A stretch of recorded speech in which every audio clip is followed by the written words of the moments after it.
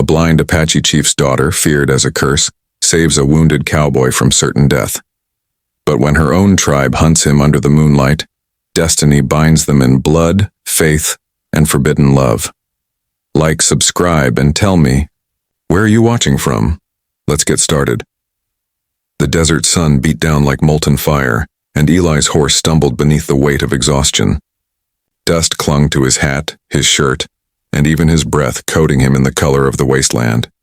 He hadn't seen a soul in 2 days, no water, no food, just the endless rattle of wind. The last town was 50 miles behind him, and the next one might as well have been on the moon. He wasn't sure if the blood on his sleeve was his own or the outlaws he'd left in the canyon. Either way, the world was beginning to tilt and fade. He tried to steer his horse toward the faint shimmer of a dry riverbed, hoping there'd be something left beneath the sand. The animal snorted, trembling as Eli slid from the saddle. His boots sank into the cracked earth, his lips parched enough to bleed. He muttered a prayer he didn't believe in and started digging at the ground with his bare hands, hoping for moisture. The only sound was the wind and then faintly the soft rhythm of feet. Not a man's boots, bare feet. He straightened, dizzy, squinting into the heat haze. Out of the wavering light came a figure, small, graceful, wrapped in faded deerskin. She moved as if guided by the air itself, her steps sure even on the uneven ground. Her eyes, pale and unfocused, stared somewhere beyond him. Eli froze. He'd heard the stories. The blind daughter of the Apache chief. The one men said could sense death before it came. The one whose touch meant bad luck. But right now she was the only thing in this hellish stretch of land that was alive. When she reached him, she stopped just short of his reach. "You're bleeding," she said softly. Her voice was strange, calm, but filled with something that made his chest tighten. "And thirsty," she added. He tried to nod but only managed a rasp. She knelt, feeling the earth until her fingers brushed his arm. Eli flinched. Her hand was warm, gentle, tracing the blood as if reading a story written in it. Without a word, she turned and gestured for him to follow. He hesitated, glancing at the horizon, then at her. The story screamed in his mind, blind, cursed, dangerous, but his throat felt like fire and his legs were giving out. He followed.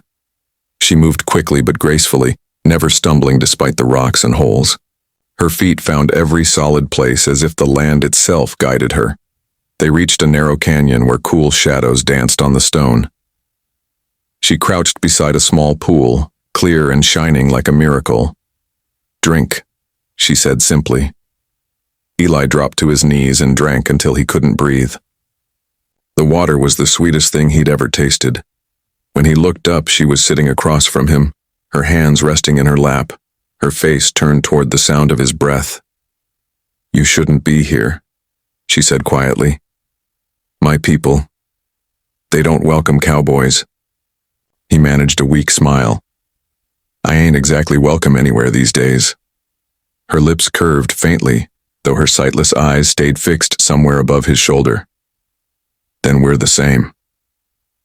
They sat in silence for a long time, the desert wind whispering around them. He wanted to ask her name but felt it would break something fragile between them. She spoke first. "You came from the west," she said. "There's blood on your sleeve. You hurt someone." He stiffened. "Had no choice," he muttered. "They drew first." She tilted her head slightly, listening to the tremor in his voice. "I believe you," she said. Her words were simple, but they hit him harder than a bullet. As the sun began to dip, painting the cliffs in red light, she stood and handed him a piece of dried meat from a pouch.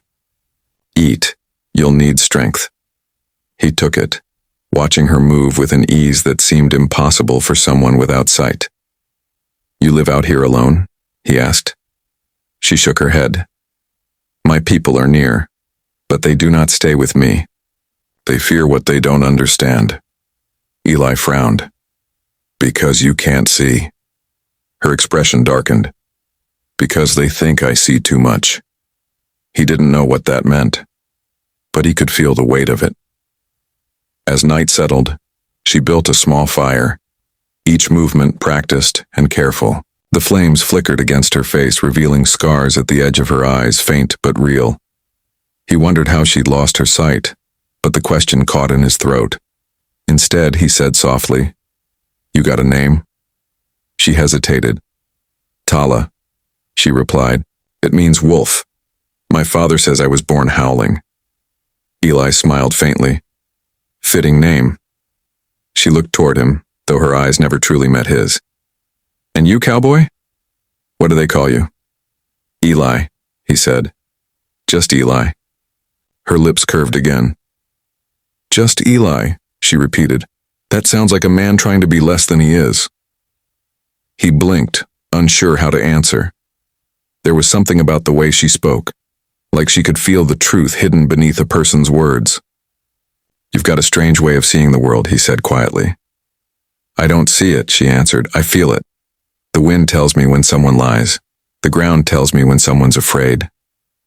Eli poked at the fire, uneasy but fascinated. "And what's it telling you about me?" She tilted her head. "That you're running. But you're not running from danger. You're running from yourself." Her words hit him deep, sharp and clean. He stared into the flames, remembering faces, gunfire, the shouts of men he couldn't save. "Maybe you're right," he said after a while. "Maybe I'm just tired of being the man they think I am." Tala smiled faintly, then stopped being him. The desert night grew colder, the sky a blanket of stars. He lay back on the sand, staring upward, while Tala sat cross-legged beside the dying fire. She hummed softly, an old Apache tune that rose and fell like the wind itself. Eli closed his eyes, and for the first time in years, he felt something close to peace. Her voice wrapped around him like a lullaby, washing the dust and guilt from his soul. When he woke at dawn, she was gone. The pool shimmered in the early light, and beside it lay a small bundle, jerky, herbs, and a strip of cloth tied with a single feather. He picked it up, his chest tightening. She'd helped him, healed him, and vanished like a spirit. He climbed onto his horse, glancing once more at the canyon. Somewhere out there, the blind daughter of the Apache chief walked the desert alone, guided by something greater than sight. And though he didn't know it yet, their paths would cross again, this time by fate, not chance. The sun sank behind the cliffs, spilling red light across the canyon floor. Eli followed Tala in silence, every step echoing softly against the stone. Her hands trembled when she touched him, yet her movements were steady, sure, almost guided by something unseen. The desert around them felt alive in a strange, sacred way. Every sound, the whisper of wind, the crack of brush, the soft rush of water through rock, seemed to bend around her. Eli watched her in awe, still trying to make sense of how a blind girl could move through this deadly country as if it belonged to her. As twilight deepened, she stopped and raised her hand. "Stay quiet," she whispered. Eli froze. He could barely hear it at first, the faint rhythm of drums carried on the wind. Her expression tightened, her blind eyes narrowing slightly. "They're close," she murmured. "My people are hunting tonight." He swallowed. "Hunting what?" She turned her head toward him, and her voice came low and cold. "You." For a heartbeat, the air seemed to die between them.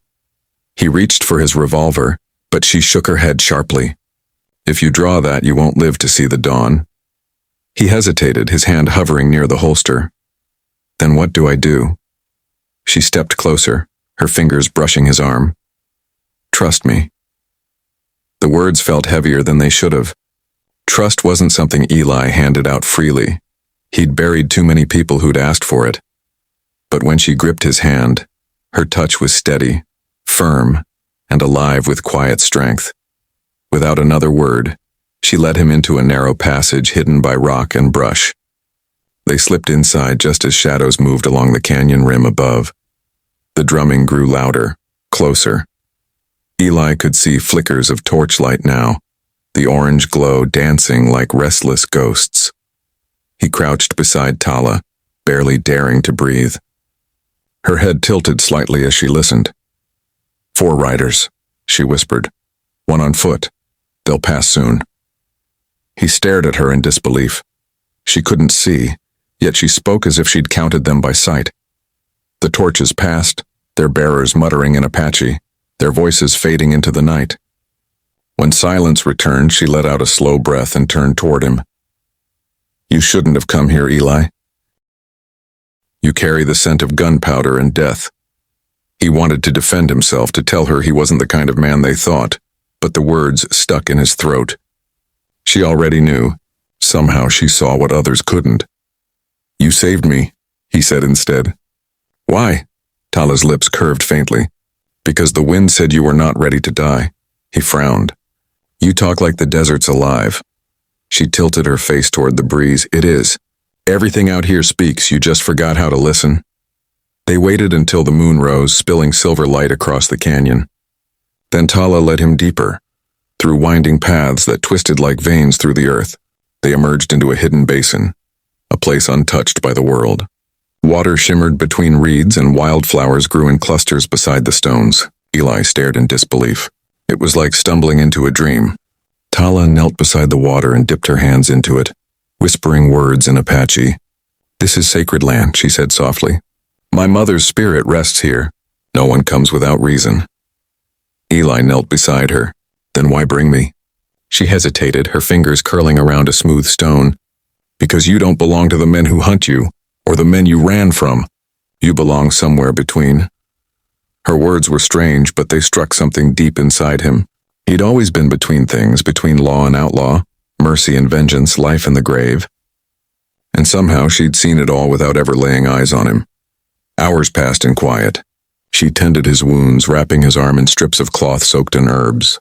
Her hands trembled, but her work was careful. You learned this from your mother? He asked. From her, she said softly, and from the earth. The plants speak if you touch them long enough. Eli smiled faintly. You ever thought of leaving this place? Seeing the world? She shook her head. I've seen enough. What the eyes miss, the heart remembers. Her words lingered in the air long after the fire died. As the night deepened, the silence changed. The horses outside stirred restlessly and Tala's head snapped up. They found us, she whispered. Before Eli could move, the first arrow struck the ground near his foot. Another whistled past his ear. He dove behind a rock, pulling Tala down with him. Stay low, he hissed. She didn't scream or panic. Instead, she reached into her pouch and pulled out something, ashes, herbs, maybe both, and threw them into the fire. The flames flared green, bursting in a thick smoke that spread through the canyon like fog.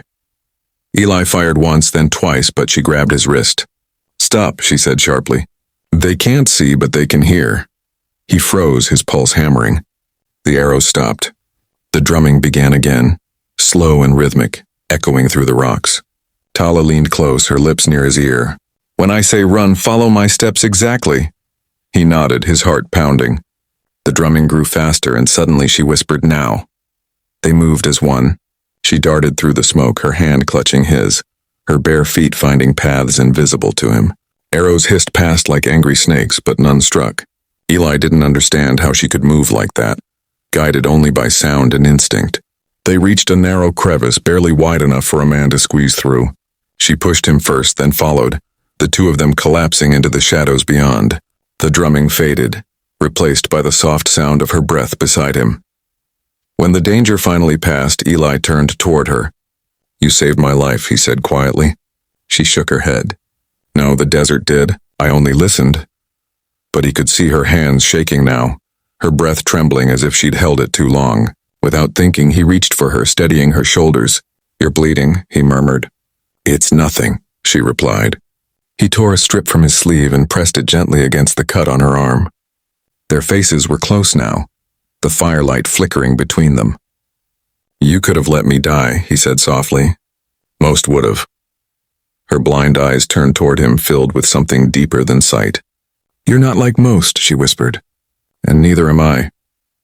For a moment, the air between them felt charged, alive. He could hear the beat of her heart, feel the warmth of her breath. He wanted to say something, anything, but words seemed too small. Instead, He brushed a stray strand of hair from her face and she didn't pull away. The night stretched endlessly, the stars wheeling above like silent witnesses. Eli didn't sleep. He sat watching her, thinking about the strange way fate worked. He'd come to this land to escape his past, but somehow it had led him to her, a girl the world called cursed, yet who carried more grace than anyone he'd known.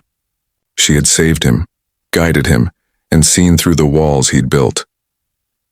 When dawn finally broke, Tala stirred, her face soft in the morning light. "They'll come again," she said quietly. "They don't forgive." Eli nodded. "Then I'll stay." "I owe you that much," she smiled faintly. "You owe me nothing, Cowboy. But if you stay, your life will change." He looked out at the endless desert, then back at her. "Maybe that's what I've been needing." Tala reached out, her fingers finding his hand. "Then listen to the wind," she whispered. "It'll tell you where to go." Eli closed his eyes, feeling the morning breeze sweep across his face. For the first time in years, it didn't sound like emptiness, it sounded like promise. And as her hand tightened around his, he knew the stories were wrong. She wasn't a curse. She was the voice of the desert itself, his guide, his salvation, and perhaps his destiny.